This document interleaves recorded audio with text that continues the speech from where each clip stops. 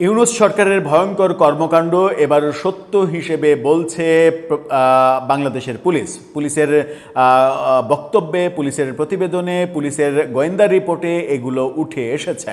Police স্পষ্ট বলছে 5 আগস্টের পরে জেলখানা থেকে যাদেরকে মুক্ত করা হয়েছে উগ্রবাদী, সেই উগ্রবাদীরাই দেশকে একের পর এক অস্থিরতার দিকে নিয়ে যাচ্ছে।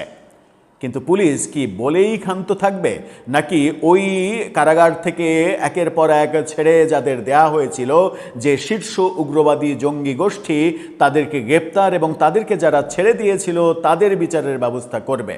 এবার একটা স্পেসিফিক, আগের দিন সাভারে রাতে যে অভিযান আমরা দেখলাম, সাভারের হেমায়তপুরে অভিযান এবং জেএমবির এক সদস্য আটক, সেই আটক করার পরে পুলিশ বলছে ভয়ঙ্কর এক তথ্য।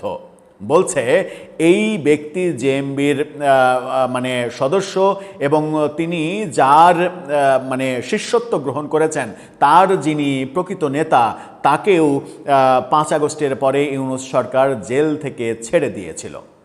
চলুন একটু ব্যাপারটা বিস্তারিত বোঝার চেষ্টা করি। ডক্টর ইউনূস আমাদের দেশটাকে জঙ্গিবাদের কারখানা হিসেবে কিভাবে প্রতিষ্ঠিত করতে চেয়েছিল এবং সেই ঘটনার ফলে বিশ্বের সমস্ত গজব যেন আমাদের উপরে নেমে আসে, দেশটা যেন আফগানিস্তানের মতো মরুভূমি হয়ে যায়, সেই ব্যাপারটা চূড়ান্ত করতে চেয়েছিল।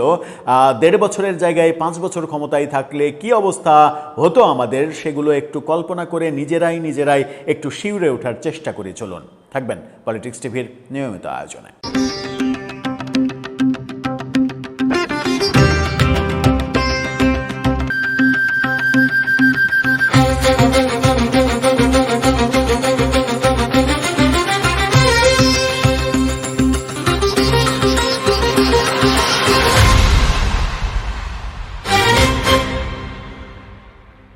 দর্শক, বলছিলাম 5 আগস্টের পরে যাদেরকে মুক্তি দেয়া হয়েছে তারাই দেশকে উত্তাল করছে, সেই উগ্রবাদীরাই। এরকম ভয়ঙ্কর মানে রিপোর্ট উঠে এসেছে পুলিশের বক্তব্যে।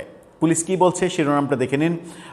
বিডি নিউজ 24 এই ভয়ঙ্কর রিপোর্টটা করেছে। তারা বলছে 5 আগস্টের পর মুক্তি পাওয়া নব্য জেএমবির বোমারু মামুনকে নাটের গুরু বলছে পুলিশ। এই বোমারু মামুন সেই হচ্ছে নাটের গুরু এবং সে 5 আগস্টের পরে মুক্তি পেয়েছিল, জেল থেকে ছেড়ে দেওয়া হয়েছিল এবং ইউনূস সরকার, ডক্টর ইউনূস এবং তার মেটিকুলাস আইনমন্ত্রী আসিফ নজরুল এই কাজগুলো করেছেন।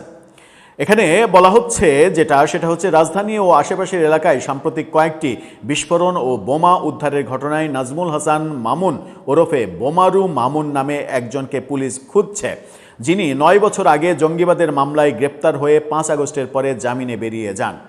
জামিন দিল কে? আইনমন্ত্রী কে ছিলেন? আইন উপদেষ্টা কে ছিলেন? সরকার কারা চালাচ্ছিল? এদেরকে জামিন দেওয়া এবং এদেরকে জেল থেকে ছেড়ে দেওয়ার বন্দোবস্ত করার পেছনে কারণ কি ছিল? কারণ ছিল যে পরবর্তী সরকার যারা আসবে তারা যেন শান্তিতে থাকতে না পারে। বিএনপি সরকার কি ঠিক বুঝে উঠতে পারছে ডক্টর ইউনূস কিভাবে দেশকে বিপদে ফেলে গেছেন? পুলিশ কর্মকর্তারা বলছে নব্য জেএমবির সদস্য মামুন মাত্র 21 বছর বয়সেই বোমা বানানোর অভিযোগে গ্রেপ্তার হয়েছিলেন। তার বানানো বোমার আত্মঘাতী বিস্ফোরণে 2017 সালে রাজধানীর পান্থপথের হোটেল ওলিওতে সাইফুল ইসলাম নামে একজন তরুণ নিহত হয়েছিল। চলতি বছরের জানুয়ারিতে হোটেল ওলিও মামলায় মামুন সহ সব আসামিকেই খালাস দেয় ঢাকার একটি আদালত। জানুয়ারিতে কারা ক্ষমতায় ছিল? বিএনপি সরকার তো না, ইউনূস সরকার। এবং মানে ক্ষমতায় থেকে যাওয়ার ঠিক আগে যেগুলো বাকি ছিল তাদের সবাইকে ছেড়ে দিয়েছে এই ইউনূস সরকার।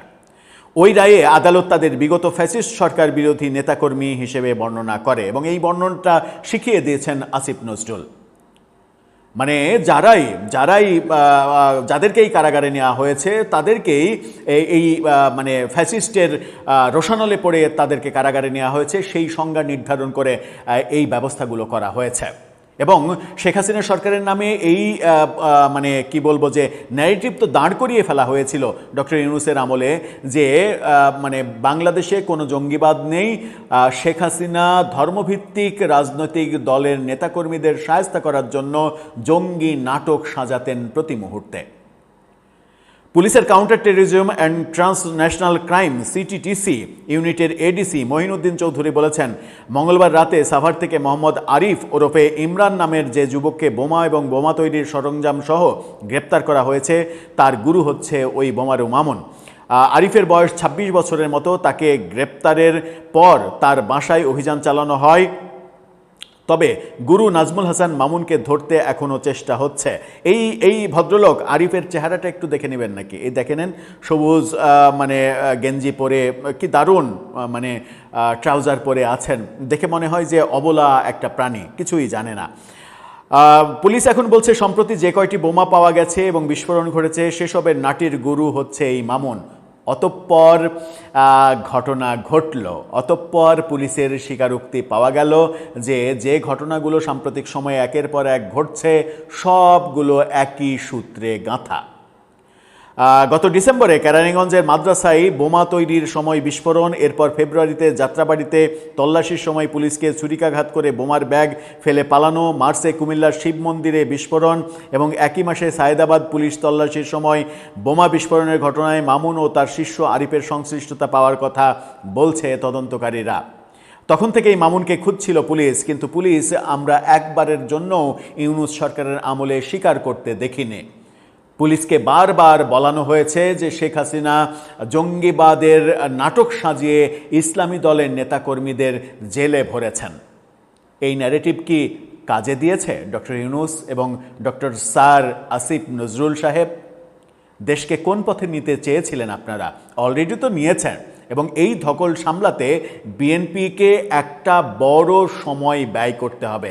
বিএনপি সরকারের অন্য কাজ, উন্নয়নের কাজ যখন করতে পারত নির্ঝঞ্ঝাট পরিবেশে, তখন এই ব্যাপারটা নিয়ন্ত্রণ করতে বিএনপিকে সব থেকে বেশি মনোযোগ দিতে হবে, সব থেকে বেশি সময় দিতে হবে। তা না হলে পুরো যে ডিসক্রেডিট, সেই ডিসক্রেডিটটা বিএনপি সরকারের কাঁধে এসে পড়বে। অবশ্য ডিজাইনটা করে গিয়েছিলেন ডক্টর ইউনূস এবং ডক্টর আসিফ নজরুল, যেন বিএনপি সরকার মানে যখন তারা দেখলেন যে নির্বাচন দেওয়া ছাড়া কোনো উপায় নাই, তখন এই ডিজাইনটা আরও অ্যাপ্লাই করেছেন, যেন তারা তো জানে যে বিএনপি ক্ষমতায় আসবে, তাছাড়া কোনো উপায় নেই, ভোট দিলেই বিএনপি ক্ষমতায় আসবে, যেহেতু আওয়ামী লীগ নেই।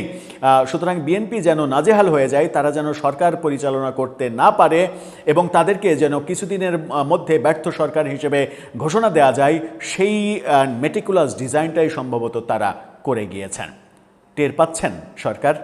দর্শক, আপনার মতামত কি? টের পাচ্ছে কি সরকার? আপনার মতামত জানিয়ে লিখতে পারেন আমাদের কমেন্ট বক্সে।